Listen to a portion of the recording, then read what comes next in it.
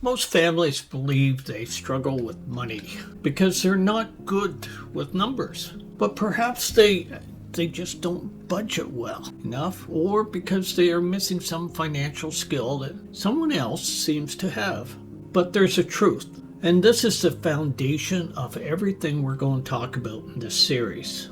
Family money problems are almost never about math. They're about behavior. What do you think of this?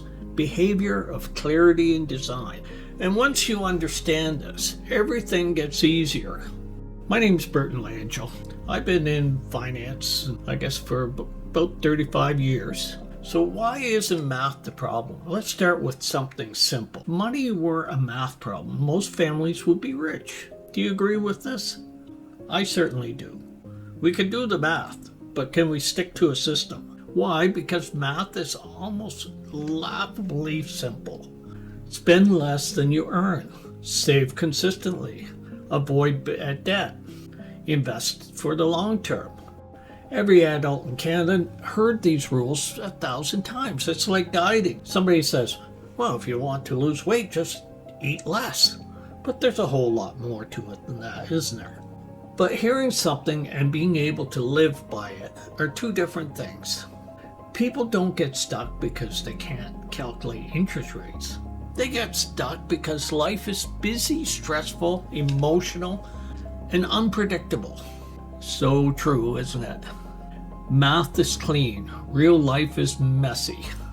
That's why families need a behavior-first approach, not a calculator-first approach. So let's talk about the real reason why families struggle. It's behavioral momentum. Talk about the biggest forces in family money. Behavioral momentum. This is what happens when families get busier, get more stressed, make faster decisions, get hit by unexpected expenses, and try to stay afloat week by week. When life feels like a sprint, money becomes reactive. People buy convenience. We always say in business, are you reactive or proactive? I'm sure you've heard this before. People buy on convenience. They default to comfort.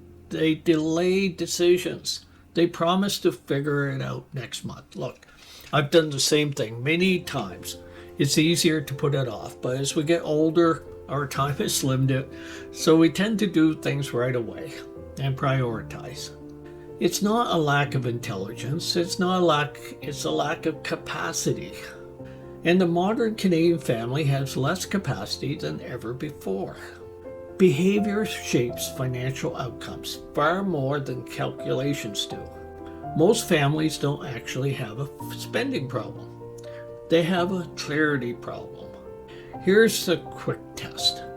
When was the last time you looked at where your money actually went in the last 90 days? Most Canadians can't answer that with any kind of confidence. Not because they're irresponsible, just because they simply don't know. Without clarity, money feels chaotic. Would you buy a stock if the company wasn't reporting its financial position every 3 months? You wouldn't. If we don't know what we've done, we can't progress. With clarity, money naturally begins to organize itself. This is why people often say, I started tracking my spending, and without trying, I began to spend less. Clarity changes behavior automatically. We don't need more rules. We need better visibility. Here's another truth that surprises people. Families don't succeed financially because they're disciplined.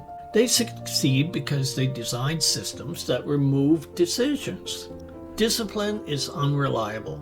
Systems are reliable. For example, automatically moving money into savings, setting fixed amounts for sinking funds, paying down high interest debt first, using one primary credit card instead of 3, having a simple bill paying routine, creating a spending flow that operates on autopilot. When you desire your financial life like a well-run household, predictable, routine, low friction, money stops feeling like a source of pressure. You have a plan. You don't have to force good behavior. You just have to make it easier to do the right thing by default. Real families don't live in spreadsheets. They live in school drop-offs, hockey practice, work deadlines, grocery runs, sick days, home repairs, an endless list of small decisions. Your money system must match your real life, not an idealized life of a financial guru. And this is the heart of it. You don't need more discipline. You need fewer decisions. A simple system handles the heavy lifting. You handle the stuff that truly matters to your family. So here's the 3-part framework going forward. Throughout this series, everything we teach is built on this foundation. First, behavior. People don't need perfection. They need systems that understand human nature. Clarity. When you see the truth of your money, you naturally make better choices without pressure. Design. A simple automated system frees your mental space and creates stability. This framework will show up again and again in each chapter, because once you understand it, you start to see the money differently. And look, in the comments, I'd like you to comment on this stuff and tell me how this relates to you. I'm trying to make something that's very straightforward that people can use. Eventually it'll be turned into a book, but it'll be a whole series of these blogging articles. And I want to listen to you, and you tell me how this relates to you. I've been around the block, but it still is about you. I want to hear from you, your experience, and perhaps we'll build a community where we can talk to each other. So let's work together and make it better. Families don't need complex plans. They need a structure that works in real life.